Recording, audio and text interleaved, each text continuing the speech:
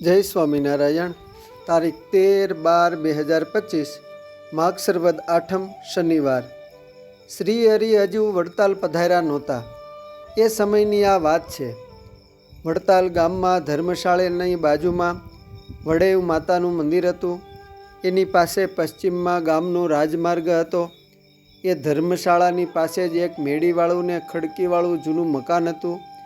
આ મેડીવાળા મકાનની હારે કેળાને કાંઠે જ એક બોરડીનું ઝાડ હતું, જ્યાં એક બદ્રિકાશ્રમના મુનિએ સંન્યાસી રૂપે આવીને આશ્રય કર્યો હતો। જે જગ્યાએ હાલ જ્યાં આપણા ધીંગાધણી લક્ષ્મીનારાયણ દેવનું મંદિર છે, ત્યાં સંન્યાસીને બોરડીએ ઉતરેલા જોઈને વડતાલના બાપુભાઈને એના દીકરા રણછોડદાસ એમના દર્શને આવ્યા અને પ્રગટ ભગવાનના દર્શનની ઈચ્છા કહી। પછી તેઓ સંન્યાસીને પોતાની સાથે લઈ ગયા અને ખડકીવાળા મકાને જ ઉતારો આપ્યો। સંન્યાસી રોજ તળાવે નાહીને સંધ્યા કરે, ઉચ્ચ સ્વરે ચોપાઈઓ ગાઈને રામાયણ અને પુરાણની કથા કરે, આમ ગામમાં ભિક્ષા કરીને જમે ને નવરાશમાં ભગવાનનું ધ્યાન કરીને દિવસ પસાર કરે। આ જોઈને વડતાલ ગામના સૌ લોકોને ભાવ થયો, એટલે સૌ એમની કથા સાંભળવા પધારતા। સભામાં ગામના એક ભગવાનદાસભાઈ કરીને આંખેથી અંધ મુમુક્ષુ પણ આવતા। એમને આ સંન્યાસીએ દેખતા કર્યા એટલે ગામમાં સંન્યાસીનું મહાત્મ્ય વધવા માંડ્યું। ગામ લોકો તો એમને કોઈ દેવતા સ્વરૂપ હોય એમ આદર આપવા માંડ્યા। પાટીદાર બાપુભાઈને રણછોડદાસને પ્રગટ ભગવાન મળે એવો ખપ હતો, એટલે એક દિવસે બેઉ ફરીને પગે લાગીને સંન્યાસીને પૂછ્યું કે અમને પ્રગટ પ્રભુનો ભેટા કરાવો। અમને તો એમના દર્શન કરીને આ મનુષ્ય દેહ તરી જવાની ઈચ્છા છે।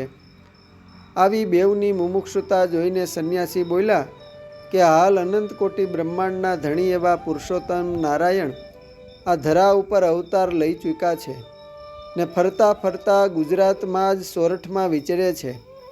હમણાં જ બોચાસણ ગામે કાશીદાસ પટેલના ઘરે પધારશે। તમે એના ચરણમાં 16 ચિહ્નો હોય તો જ સાક્ષાત પૂર્ણ પુરુષોત્તમ નારાયણ જાણજો, તમારા આત્માનું શ્રેય થશે। બીજે દિવસ સંન્યાસી અંતર્ધ્યાન થઈ ગયા। રણછોડદાસે અને બાપુભાઈએ ઘણાય શોધ્યા પણ જડ્યા નહીં। ભગવાન શ્રીહરિ બોચાસણ કાશીદાસ પટેલને ઘેર પધાર્યા।